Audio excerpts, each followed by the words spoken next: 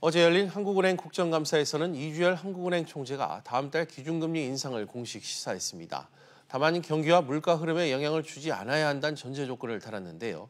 자세한 내용 취재기자 좀 더 알아보겠습니다. 김환진 기자 나와 있습니다. 김 기자. 네. 이 총재가 국감장에서 좀 더 확실한 이 금리 인상 시그널을 보냈어요. 네, 이주열 총재가 다음 달에 금리를 올릴 가능성을 최근 어느 때보다도 더 뚜렷하게 보여줬습니다.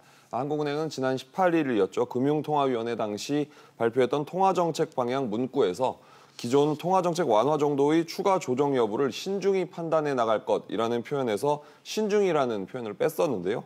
이에 대해서 어제 국감에서 김광림 자유한국당 의원이 신중이라는 표현을 뺀 이유를 물었습니다. 그러자 이 총재는 실물 경기가 크게 흐트러지지 않는다면 11월 금통위에서 금리 인상 여부를 전향적으로 검토하겠다라는 뜻이라고 밝혔는데요. 네.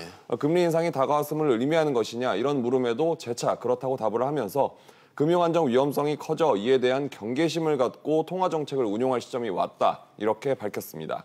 다만 대외 리스크 요인이 물가나 성장 등 거시경제에 큰 부담을 주지 않는다는 판단이 뒤따르고 또 금리 인상이 경기와 물가 흐름에 영향을 주지 않아야 한다. 이런 전제 조건을 달았습니다. 네, 김 기자. 또 국감장에서는 하느니 금리 인상 타이밍을 놓쳤다. 이런 실기론도 재차 불거졌죠? 네, 윤영석 자유한국당 의원은 미국 연방준비제도가 지난 9월에 이어서 내년까지 4차례 이상 금리를 올리면 내외 금리 차가 더 벌어질 텐데 국내 경제 상황은 더 악화되면서 하느니 진퇴양난에 빠져 금리 인상 실기론이 나온다고 지적을 했습니다. 이에 대해서 이 총재는 상반기에 금리를 유지한 것은 우리 경제의 리스크 요인이 부각되면서 상황을 더 지켜봐야 한다. 이런 판단이 섰기 때문이라고 답을 했는데요.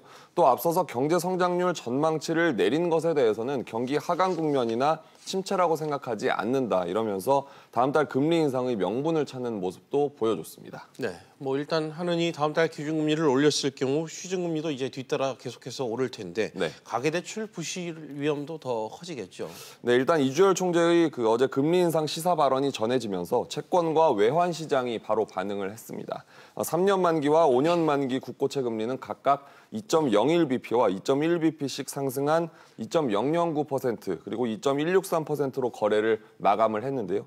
또 환율은 달러당 3원 70전 오른 1128원 40전의 장을 마감을 했습니다.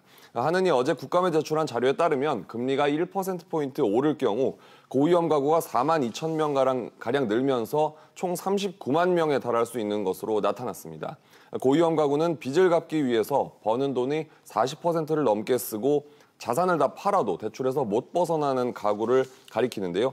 지난 2015년 30여만 가구에서 지난해 35만여 명으로 빠르게 늘고 있는 추세입니다. 금리가 2%포인트 오르면 고위험 가구는 46만여 명까지 이를 것으로 보이는데요. 하느니 금리를 올릴 가능성이 점차 더 커지는 가운데 고위험 가구의 증가세는 대출 위험 부담을 더 키울 것이다. 이런 지적이 나오고 있습니다. 네, 김 기자 잘 들었습니다.